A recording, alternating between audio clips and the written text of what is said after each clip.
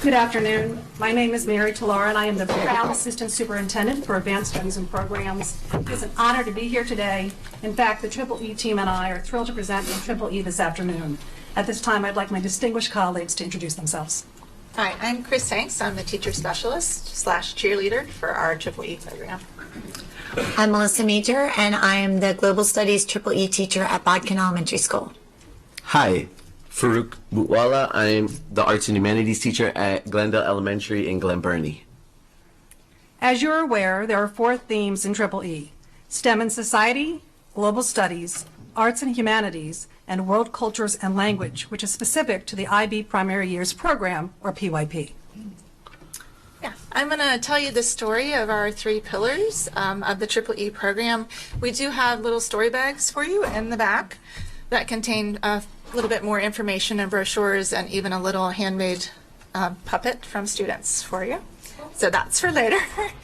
Can you please, before we forget, extend our gratitude, and if we had the students' names, we could thank them handwrittenly or similarly, perhaps. I can give you the classroom, yeah. It was that would be great. Effort, Or to the as classroom. most things are, yes. However appropriate. But I think I would speak on my other members that we want to extend our gratitude in as many ways as possible to our students. Thank you. Yeah, they're thrilled to be included. So I'll walk you through the 3 pillars. Our first pillar is that we strive to create student-centered spaces. So our Triple E classrooms are unique learning environments. You might see students sitting on pillows, laying on the floor, at stand-up desks, working in pairs. So our larger goal is to create a space where the students feel like they have a shared ownership of the learning environment. Our second pillar is that we focus on transdisciplinary concepts. Many people are familiar with interdisciplinary, meaning I might do science and math together, or I might do a writing activity in social studies. We try to take that to the next level and introduce transdisciplinary concepts like systems or structure and function, those sorts of things.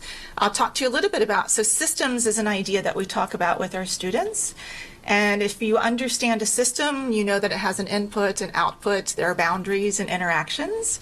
So once I understand that framework, then I can apply that inside and outside of all the classrooms and even outside of the schools. So for instance, I can understand an ecosystem, a computer system, that language is a system, and even try to apply that to our government systems. Our third pillar is that our primary method of instruction is project-based learning. Many people have an understanding of projects, so perhaps you've done in school or you've done with your students or your kids, a diorama at the end or a poster at the end, and that's typically what's understood as a project. In a project-based learning classroom, we really are focused on the project being the main course of the instruction versus something that gets tacked on at the end as a dessert. My favorite example of what project-based learning looks like is a story about my grandma. So when I was young, I spent summers with my grandma in West Virginia. She was a fantastic woman. She baked bread every day. Somewhere in my 20s, I realized I probably should ask her how to make bread because I didn't yet know how to do it. So if my grandma had taken that question and turned it into a project, we would have maybe sat at the table, read about bread, done some math with the recipe, maybe answered some questions about bread, and then maybe I would have made a poster about bread. But my grandma was not that kind of lady. So we went into the kitchen, we took out all of the ingredients, and what she did for me was very much like a project-based learning experience. She asked me some questions about what I was interested in, what kind of bread I'd like to make. She walked me through the process. When I needed help, she modeled for me. I didn't know how to knead a dough, so she stepped in, showed me how to do that, and then very quickly stepped back and let me do the work. She gave me feedback along the way, too much, too long, too hot, too cold, those sorts of things.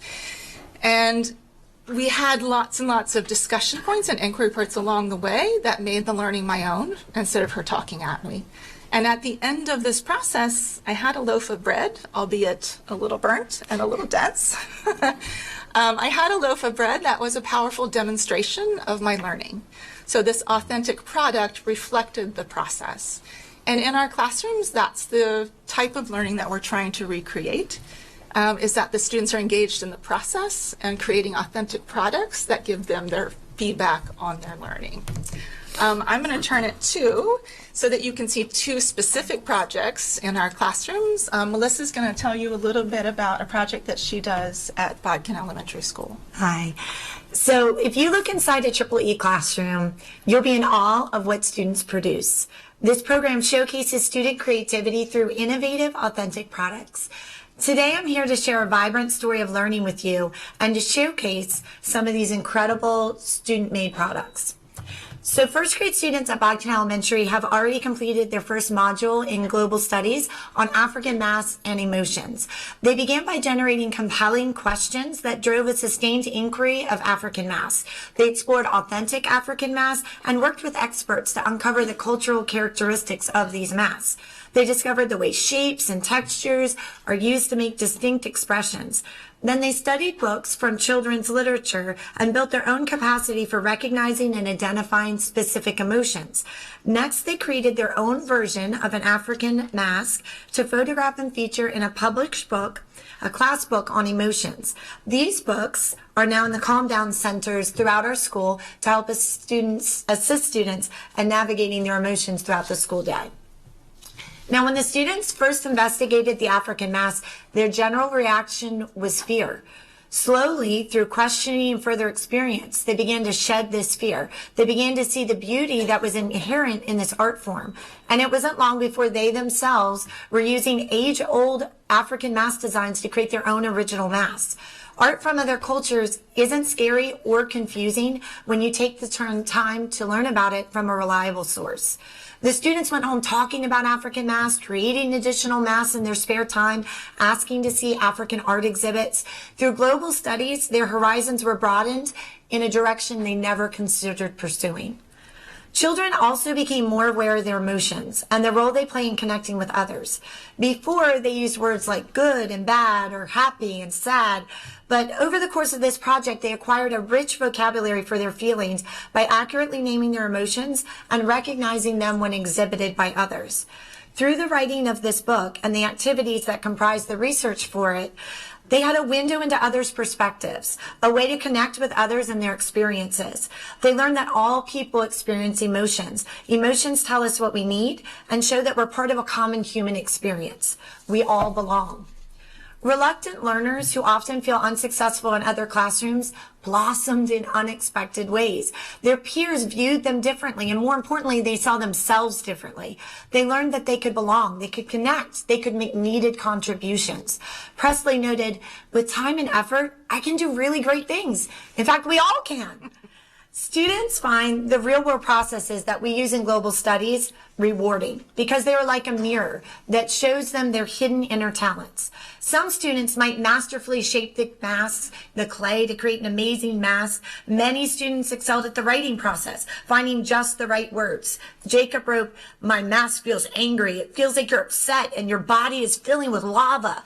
You'll probably want to stomp off to your room. You'll wish you could do something to get your mind off whatever upset you." Another spark for students came in the publishing process and how we shared this final product. Aside from using the books in Calm Down centers, students imagined them being gifts for their teachers, donations to the African Art Museum of Maryland, a new inventory for the Mountain Road Library. As Kaden pointed out, it felt good to work week after week on something I cared about. I never knew I could make a mask like this or that I was a great writer. I'm proud of what I've done and I want everyone to see it. When he found out that I would be presenting their work at the board to you today, he stood up and clapped. Project-based learning is a vehicle for broadening horizons and expanding minds. Students develop a sense of the world, a sense of belonging, and a sense of self. But most importantly, they are left with a sense of wonder. Thank you. Can't speak now because I'm all choked up. So, Mr. Buwala. This is normal. It's okay. First off, I want to thank everyone for allowing us to come here and talk about Triple E. It's personal and we love it to the extreme. So Today I'm going to be talking about a second grade unit, a puppetry unit that we created called the Paper Bag Man, or also known as PBM if I put it into short form. It really deals with social emotional learning, so we try to introduce the concept of empathy to our second grade students. We ask students to step out of their comfort zone and to try something new and thinking outside of the box. There are a lot of errors that happen, a lot, and a lot of frustration, but it is okay and we embrace it because that allows for their personal growth to happen. So we want mistakes. We want that safe environment to occur in our classroom. We talk about the 4 C's of 21st century learning. So creativity, collaboration, communication, and critical thinking. For the Paper Bag unit, Paper Bag Man unit, we use a lot of communication and collaboration. It takes 3 people to manipulate Paper Bag Man. It's not a one-person job, and Paper Bag Man is then interacting with a fellow human. So there's 4 people in a group. I actually brought a life-size Paper Bag Man, if that's okay if I can show you. So this is my buddy. He stays with me all the time in my classroom. And the cool thing about Paper Bag Man is it takes 1 person to hold the neck and the arm, 1 person to hold the waist and the other arm, and then 1 individual can manipulate the feet. And the cool thing about this is that students can then, they have a fear of being in the public and doing it in front of people, but once you start putting that focus on your puppet, it's not about the student anymore, it's about that puppet. We have to work together to make that puppet come alive and tell a story. So one way we do it is by breath, by making it breathe. So you push down. And the second step is focus. So allowing your puppet to have real life emotions or focus. So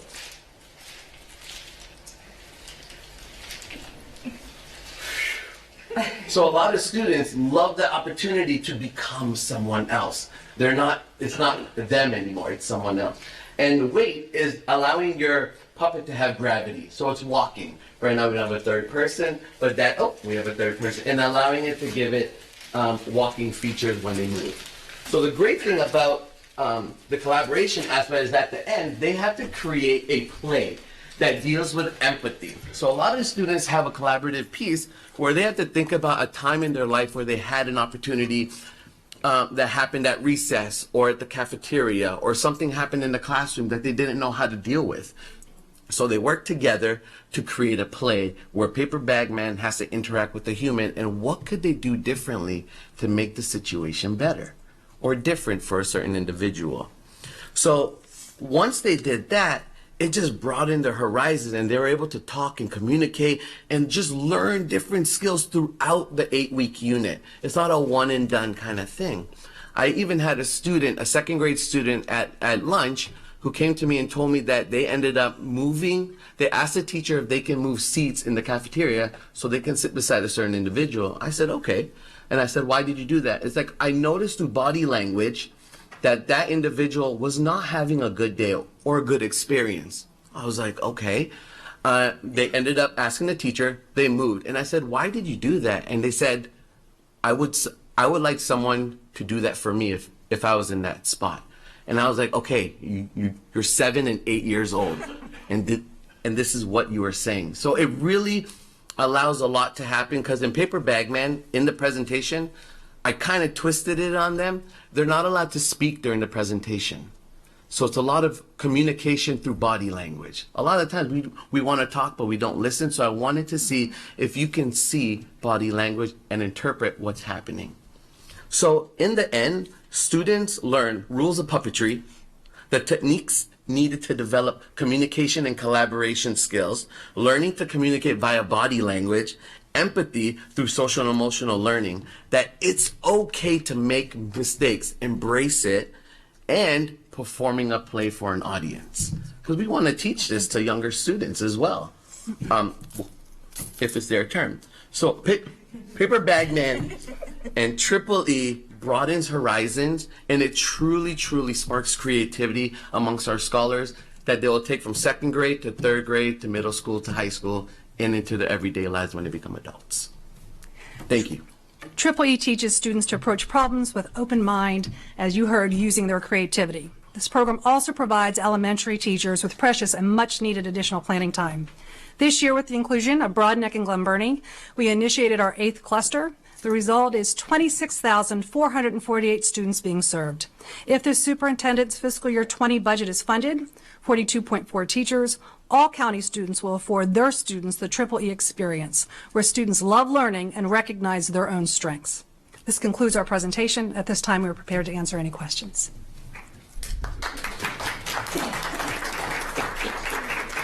Thank you so much for a wonderful presentation. There are some questions. Ms. Shalahan. Thank you so much for being here and for that amazing presentation. I just want this in every cluster. I'm grateful that Dr. Lotto put it in his recommended budget. Obviously, I'm from the Severna Park cluster. We don't have this, and it creates an inequity between those who can reap the benefits of this wonderful programming and those who can, as well as the teachers who get the extra planning time and those that don't. And you should give the same presentation to the county council. Keep this in the budget. I'm just saying, that was my out loud voice. And I just thank you for your work, and I'm grateful that this exists, and I just want to see it everywhere. So thank you for being here. You're welcome. Thank you for having me. Thank you. I'm going to get a little philosophical with you for a moment. If you ever hear me questioning EEE, it is not the value in what you do whatsoever. My question is, okay, let's go back to the project-based learning that you were describing. When students are focused on a project, you all made it very clear they're gaining multiple skills that include writing, probably reading, you mentioned research, math, social emotional, and really just a deeper learning than a skills-focused classroom session. So is there an argument to be made that this is how learning should happen every day in elementary school? So I would share with you that the project-based learning and that approach to learning is definitely being seen more and more in the curriculum. We believe in the facilitated aspect of our educators in front of their students, and then having our students take accountability, learning the skills through a very immersive experience. So one of the incredible things about EEE, and Dr. Olato challenged us from the very beginning of its initiation, is that we don't want it just to be within the four walls of the EEE classroom. So our teachers are regularly working with their colleagues within their school, showing the tenets of the program and the incredible impact that it's having with intentionality. So we are looking at that through the curriculum in partnership with Ms. Batten, as well as throughout the EEE setting of the school itself. So we agree with PBL as being an incredible instructional delivery model. Okay. And EEE itself, as far as the student experience, it's 1 hour a week, is that right? That's correct. Yes, ma'am. And then do you have, are you tracking any data as far as academic improvements that has been a result of students participating in EEE? So we've had incredible focus group results by the adults as well as the students in terms of the impact of EEE.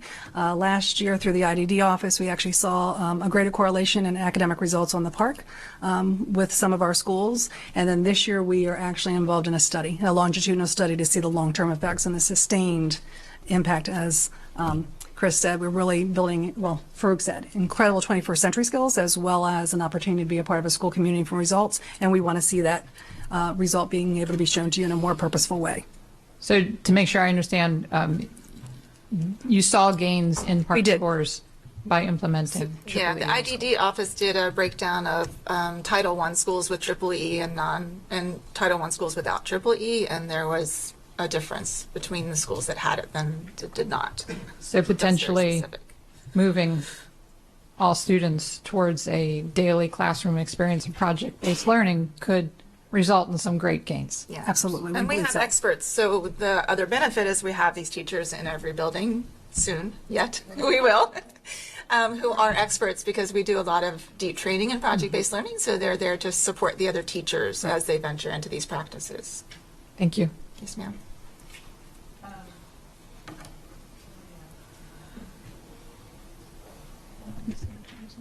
Okay, we have Miss Antoine, then Miss Hummer. Miss Antoine? Thank you, Madam President.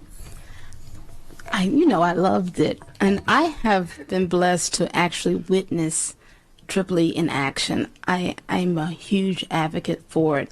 I have a question about sustainment, though, because as we develop and introduce this into our curriculum, more needs will come about. I'm very sure. More paper bag men, maybe. But overall, we want to be able to introduce a funding request that covers not only implementation but sustainment as well. So could you all talk about the needs after implementation just a little bit, please?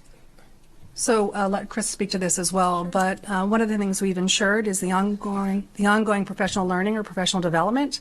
What's incredible about Triple E for the first 2 years, we really do focus on a purposeful onboarding sequence.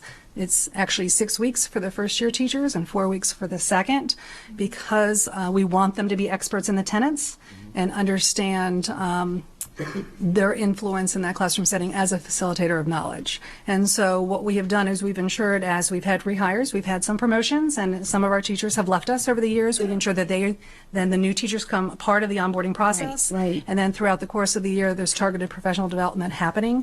The project slices, which are the project-based learning activities, instructional lessons, are constantly being evaluated based on actual feedback from the teachers, based on the response of the students in the interaction of the lessons themselves. So we are updating and looking at that. We do have a budget that's been established and that will continue to be looked at as new clusters come on board. So we believe that we have a model in place that will ensure that we can sustain and at the same time continue to create experiences in and out of the Triple E classroom because of the expertise of the teachers and the model that's been forged. Wonderful, thank you. I have just 2 more questions/comments. So, Bagman, did you name Bagman? This one? This is, I named him Frank. Just Frank. He looks like Frank, right? So my first name is Farouk, and everyone's like, I'm like, Frank. This is Frank, not Farouk, so, yeah. Well, thank you for that. My comment would be I appreciate not only the learning environment that has been optimized through Triple E, but I hear a lot of trust and love and emotion from your team, and I've seen it personally from the students, so I really appreciate that. Thank you.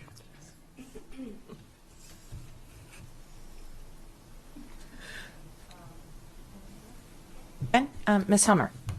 Yes, I just want to thank you again. I've been thrilled over the years to see that we're getting more and more, and I hope that this year we'll be able to come through. And I think it would be very helpful for us in the budget process if you would go to Mr. Pittman's town halls and take Bagman and have Frank speak at the town halls and encourage full funding for the education budget when it comes about, including for the expansion of Triple E to all of our schools. So just putting that plug in for Frank to get out there and help us out. I'll check his schedule. I think we can make it happen.